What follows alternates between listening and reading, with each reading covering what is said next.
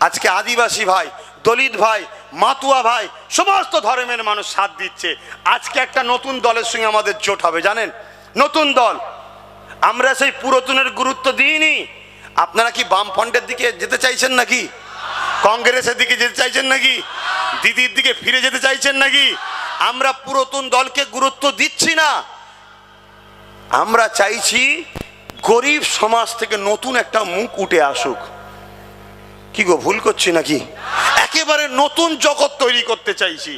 আজকে একটা টিমের সঙ্গে যুক্তি হবে, যারা রিজার্ভ সিট আছে 70টা, ওই 70 জায়গায় তিনারা সিট দেবে। ওই 70 জায়গায় তিনাদের হয়ে আমি প্রচার করব। আর আমি যে জায়গায় দেবো, ওনাদের রিজার্ভ আদিবাসী সিভিলটাই ভোট আছে না নাই, সেই সংগঠনের লোকেরা এসে আমার এলাকায় আমার হয়ে প্রচার করবে যে আব্বাস সিদ্দিকীকে ভোট দাও। এই কথা শুনছেন না? এইভাবে আমরা টোটাল বাংলাতে একটা খাঁচা তৈরি করছি, করে নতুন একটা জগৎ তৈরি করব, যেখানে মুসলিম, দলিত, আদিবাসী, সিভিলটাই, হিন্দু, মাতুয়া, সমস্ত সম্প্রদায়ের মধ্যে যারা বঞ্চিত, যারা পদদলিত, যাদেরকে পায়ের তলায় দাবিয়ে রাখা হয়েছে, তাদেরকে তুলে অধিকার দেওয়া হবে। এটা কি ভালো কাজ না খারাপ কাজ? এই ভালো কাজটা করতে গিয়ে বাধা আসবে না আসবে না? কারা বাধা দেবে বুঝতে পারছেন? যারা এই গরিবগুলোর গলায় পা দিয়ে দীর্ঘ 73 বছর শোষণ করছে, তারা কোনোদিন চাইবে না গরিবরা মাথা তুলে দাঁড়াক। তাহলে সেই জায়গায় তাদের ভয়ে আপনারা পিছিয়ে যাবেন। যারা জুলুম করে তারা কিন্তু বড় ভীতু হয়। জুলুম যারা করে তারা বড় ভীতু হয়। যতক্ষণ জুলুমটাকে ভয় করে আপনি পিছান, ততক্ষণ সে জুলুম করতে পারে। একবার যদি উল্টো একবার রিয়াকশন দিতে পেরেছেন, এলাকায় খুঁজে পাবেন না। কেননা ভীতু হয়, খুব জালিমরা ভীতু হয়। আর যারা মজলুম তারা কমজোর বলে মাথা হাট করে আছে। আপনারা যদি একে অপরের সবার হাতে হাত দেন, যে ভাই তুইও কমজোর আমিও কমজোর, তুইও কমজোর আমিও কমজোর, আয় আমরা হাতে হাত দিই। একজন কমজোরের কিছু হলে 50,000 লোক বেরোবো, 1 লাখ লোক বেরোবো। আপনার এই মাটিয়া, বসিরহাট 2 এই বিধানসভায় 1 লক্ষ কমজোর লোক যদি একে অপরের হাতে হাত দেন, যে আমার কিছু হলে 1 লক্ষ লোক তোমরা পাশে আসবে, তোমার কিছু হলে 1 লক্ষ যাব, তোমাদের কেউ কিছু করতে পারবে? এটা আব্বাস সিদ্দিকী 2016 থেকে করছে। কথা বুঝে আসছে? এইভাবে বাংলায় কোটি কোটি লোক আমরা এক জায়গায় হয়েছি। তা আমার যখন কোটি কোটি ফ্যান ফলোয়ার আছে, আমার যখন কোটি কোটি মা আছে, বাপ আছে, ভাই আছে, বোন আছে, তাহলে আমার ভোটটা তোমায় দেবো কেন? তা আমার ভোটটা আমাদের মধ্যে থেকে একটা ভালো লোককে দাঁড় করাবো, আমাকে সবাইকে বলবো তাকে ভোট দাও। তোমার যদি মনে হয় না তুমি যা করছো ভাগ হয়ে গেলে বিজেপি চলে আসবে, ভাই বিজেপিকে তো আপনি এনেছেন। কি গো, এনেছে না আনেনে? আমি ভুল বললে বলবেন। পঞ্চায়েত ভোটে খেয়াল করুন তো, বামফ্রন্ট, কংগ্রেস, বিজেপি, এদের দুজনকে নমিনেশন জমা দিতে দেওয়া হলো না। উনি জমা দিচ্ছে, দেখেও না দেখার ভান করে চুপ করে রইল। ঠিক না বেঠিক? তারপরে কি হলো, ইনাদের দুজন বাম কংগ্রেস পিটলো, দিদিমণি পিটলো। তা আমি যদি পিটি, ইনাদের দুজনকে জীবনে আমাকে ভোট দেবে? তাহলে বাধ্য হয়ে তো বাম কংগ্রেস নমিনেশন দেয়নি, তাহলে ভোটটা কোথায় যাবে? তাহলে বাম কংগ্রেস সব বিজেপিকে ভোট দিয়েছে। এ কথা বুঝছেন না, বোঝেন না?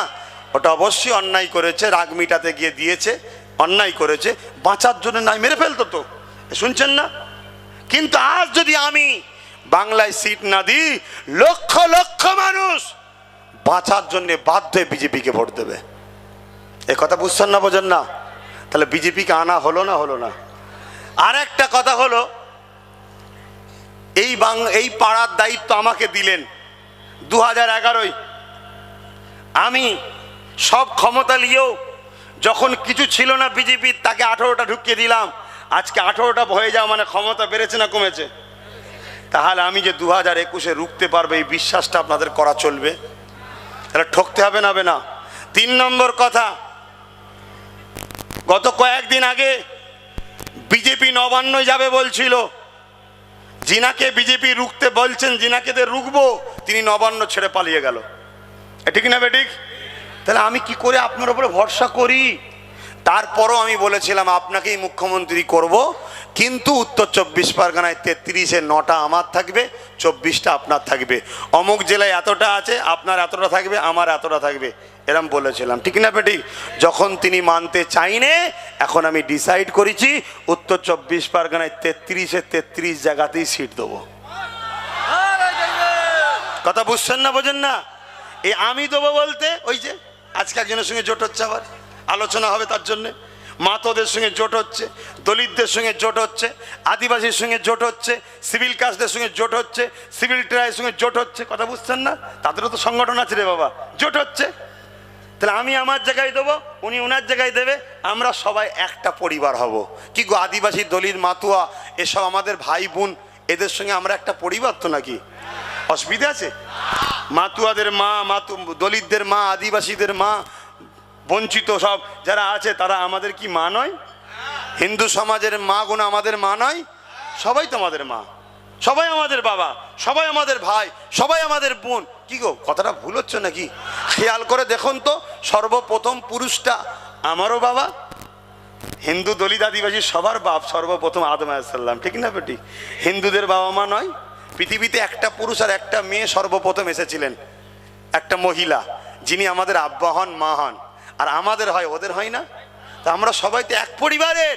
এবারে ওনারা আল্লাহ মানেন, নবী মানেন, আল্লাহর কাছে জবাব দেবে। ওনার ধর্মটা আমি মানতে যাব না, ওনার ধর্ম উনি মানছে, ভুল করছে কি ঠিক করছে, আল্লাহর কাছে জবাব দেবে। কিন্তু দেশ ও দেশকে বাঁচাতে গিয়ে আমরা একসাথে হাতে ধরতে পারি না। এই হাতটা ধরে যদি আমি আগাই, আপনাদের অসুবিধা আছে? সবাই মেনে নিচ্ছে, শুধু পাড়ার গোটা 15-20 লোক মানতে পারছে না। আব্বাস সিদ্দিকী নেতা হয়ে যাবে, আব্বাস সিদ্দিকী নেতা হয়ে যাবে। শুকিয়ে যাচ্ছে দিনকে দিন, টেনশনে। আমি নেতা হব না, আমি নেতা তৈরি করব। আমি রাজা হব না, আমি রাজা তৈরি করব, কিং মেকার হব। বলুন ইনশাআল্লাহ। যেটা আমার মুজাদ্দেদ জামান করেছিলেন, তিনি নিজে রাজা হয়নি, তিনি রাজা তৈরি করেছিলেন। জোরে বলুন সুবহানাল্লাহ। তো ভাইয়েরা আমার, তাহলে বলুন, যদি কেউ বলে বিজেপি চলে আসবে, কথা মানা যাবে? মানা যাবে? এটা আমাদেরকে ভয় খাওয়ানো হচ্ছে, ভয় খাওয়ানো হচ্ছে। বিজেপি আসবে কি আসবে না শুধু মুসলমানদের একা ভাবতে হবে না। বিজেপি কি মুসলমানদের দুশ্মন? মুসলমানদের দুশ্মন? বিজেপি পুরো দেশবাসীর দুশ্মন, ঠিক না বেটি? অতএব পুরো দেশবাসী লড়াই করা দরকার। মুসলিম পাড়ায় মুসলমানকে মারছে আর বলছে বিজেপি করছো। আরে অথচ গায়ের ইসলাম পাড়ায় একবারও বলেনি বিজেপি করছো। তার মানে কি? বিজেপি আসে তোমাদেরকে যখন মারবে, বাধা না হয়। আব্বাস সিদ্দিকী দল করে ফেললে তো বাধা হয়ে যাবে। কথা বুঝছেন না, বোঝেন না? আল্লাহর রাস্তে বুঝেলা আমার সোনার ভাইয়েরা, যুবকেরা, বাপেরা, মায়েরা, বোনেরা, না চোখের পানি নয় খুন বেরোবে। আমাকে মনে হয় দালাল, মনে হয়। আজকে কিছু লোক বলছে আব্বাস সিদ্দিকী বিজেপির থেকে টাকা নিয়েছে, বলছে না, বলেনি? আমি একটাই উত্তর দেবো, আমার আল্লাহর কাছে আপনার বিচার দিলাম, কিয়ামতের দিন বোঝাপড়া করে নেব, ব্যাস।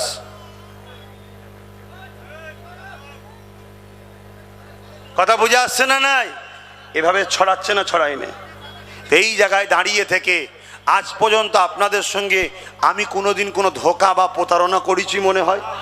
100% বিশ্বাস রাখতে পারেন যে আমি আব্বাস সিদ্দিকী আপনাদের সঙ্গে গাদ্দারি, ধোঁকা করব না। কেন?